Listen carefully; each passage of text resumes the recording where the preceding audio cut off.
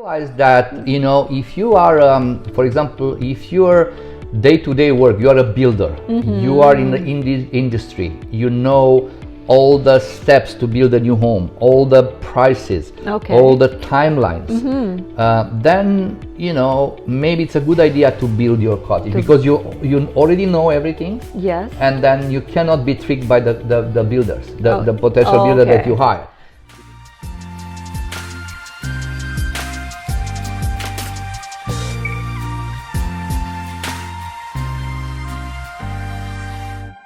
Oh yeah. So first of all, as I said, you know, on the cottage side, you have to have at least three different inspections. One for the house, like they do usually in Toronto area, in a big cities area. Then you know the house is important. Then we have to have a specialized inspector for septic, because it's a big expense. If something is wrong, if you don't get notice when we purchase the property, you can end up paying 30, 40, 50,000 more just to upgrade the system. Absolutely. You know, some people, they have, for example, what I learned is, especially when the cottage was recently renovated, but the cottage was an old cottage, and let's say the septic was for suitable for 2 bedrooms, and then they renovated, but they did 3 bedrooms or 4 without you know, without the city's probably approval.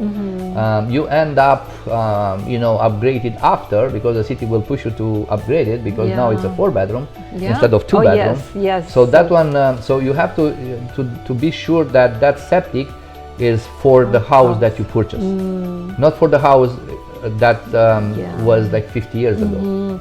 So yes, because some they're like very old. Yes. And again, you have to be very careful. Yes. Then to check the septic, because some of septic, even they are old septic, they are in very perfect condition because the owner, they took good care of them, and even if it's, let's say, 40, 50 years, you know, the cottage, the septic is impeccable. But sometimes they didn't care too much. So if it's in a bad shape, you have to take in consideration when you negotiate the price.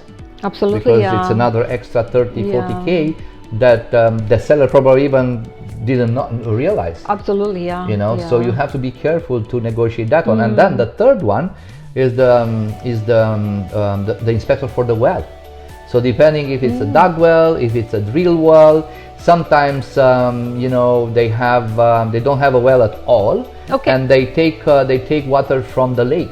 You know, from the lake. I saw so many cases, so you have to be very careful to take this one in consideration. Or some of the properties, they have a well and they service like 2 or 3 neighbors on the same time, you know, at the same time. So was long time ago was a property for one family, and then they divided in 3 parcels, and then they built another 2, but they didn't build you know, the wells.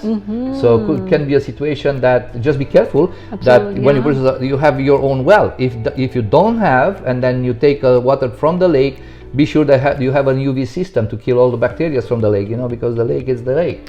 So you can't just rely on whatever it's. So, and then depends if you want to, let's say if they don't have, then you have to dig to drill a well, or to do like a dug well. The drill well is better because it's much more deeper, and then the quality of water probably is better. The dug well is the second best. It's a little bit cheaper. So you have to take in consideration. You have to double check with the you know, with the wells specialists in the area, how much will be to drill a new well. Or you know, and then put that cost and take in consideration when you negotiate the price. So it's a lot of you know, it's different extra from a house that is connected with the sewage system to the city, because you have 3 components: the house, the well, and the septic, which you know, it's very, very interesting. I have on my home a well and a septic, and I take good care of them, and I'm really happy that I have my own well, because I'm not afraid that the water can be contaminated on the city's grounds. You know, you never know. You know what's going to happen. And you can't take the risk. And the septic is good in one sense, because let's say even if it's a big storm and the water levels are very high, you know, if you are connected with the sewage system, you know what happened in 2013 when because of the, you know, of the so many flooding, the, you know, the water was backing up of the house, and then now they are requiring all kind of valves and just to protect you for. Absolutely. But if you have a well and you have a septic, somehow is a little bit in the long run it's it has a higher cost, but on the same page it's much more safe, let's say, if you take good care of them. Absolutely, because you don't even know, like, from the beginning, you're just learning after. Oh yeah.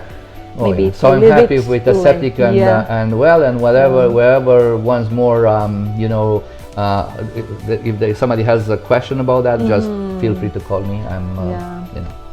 I mean, there are a lot of things happening, and we have to be aware of a lot of things, but they're like fixable.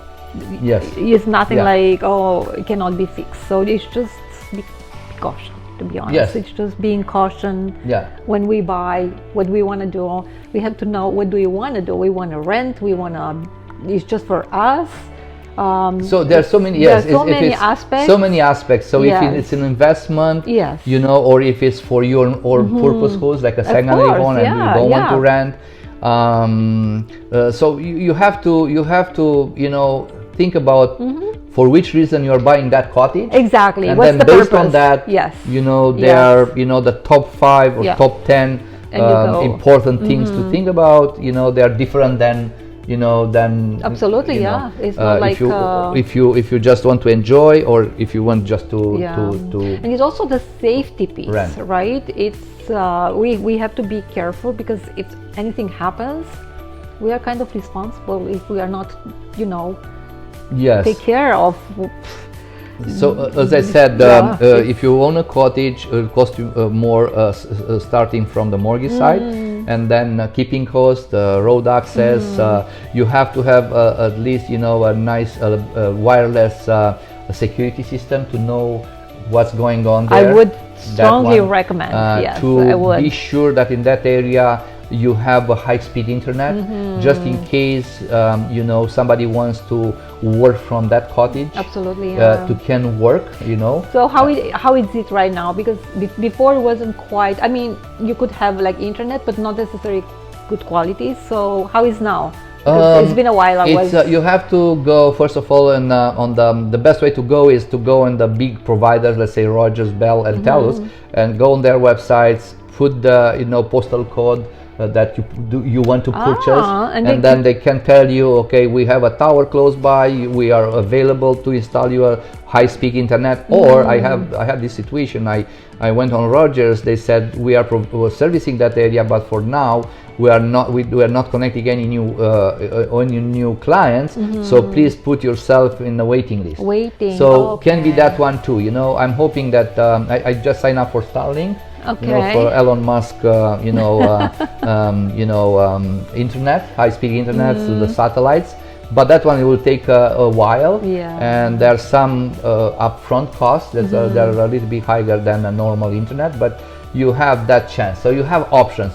Plus, there are a lot of rural providers, small providers that they give you not the same speed like Rogers, but still they are pretty decent in terms of uploading and downloading speeds. But you have to double check. So it depends on the purpose, right? If you want to work from there, yes, then internet is very important. And I know our daughter is, when she's running, because she's traveling a lot, the very first question is she's asking, it's the internet, because her work is based on internet. So I think this is one of the most important aspects if you want to buy, because based on that, if you have a high-speed internet, then you have a much more coverage rate than if you don't have. Absolutely, yes. Another good aspect, important aspect, is to check out with the municipality if they take out the garbage every week, because will be a problem. Because if not, then you have to put on the listing on Airbnb that your clients, they have to take the garbage with them. Because they're like animals. Because of animals, and be sure where you collect, where you put. If you, let's say, have a chance to put the garbage outside, then just be careful. You have to use special containers, metal ones, if it's possible, because there are so many animals that they are, that it's. So it's very, very, very, very you have to be very careful. You have to be committed. Because you can attract committed, yes. Yeah, if you decide to have an Airbnb, you have to be committed, and you have to do your homework. Exactly, and take it seriously. Yeah. Like pretty much everything. If I mean, there are a few things like not necessarily like impossible to be done, but you have to do it. Yes. It's just like that. And something I want to say is there are two different types of cottages in terms of hydro. So there are some connected with the hydro, and some of them they have their own let's say solar panels or wind kind of generating green energy.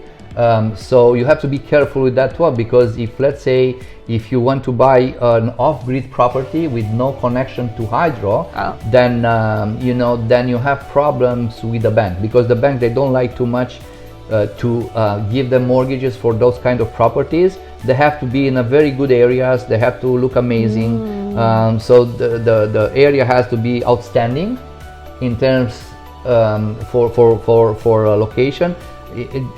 Just because, as I said, they don't like off-grid, and they don't give you the same mortgage, or maybe they don't give you at all. At all, yeah. So you have to be very careful when you buy an off-grid property. I know that seems amazing. Yeah. You don't have to pay bills, but at the same time you have to be very careful. Put like 5-7 days conditional inspection and financing, just to be sure that the banks approves your mortgage. Otherwise, you have to put the money, the whole sum from your or maybe a substantial deposit, like I don't know, 50%. Yeah, I'm just we have saying. to be very careful.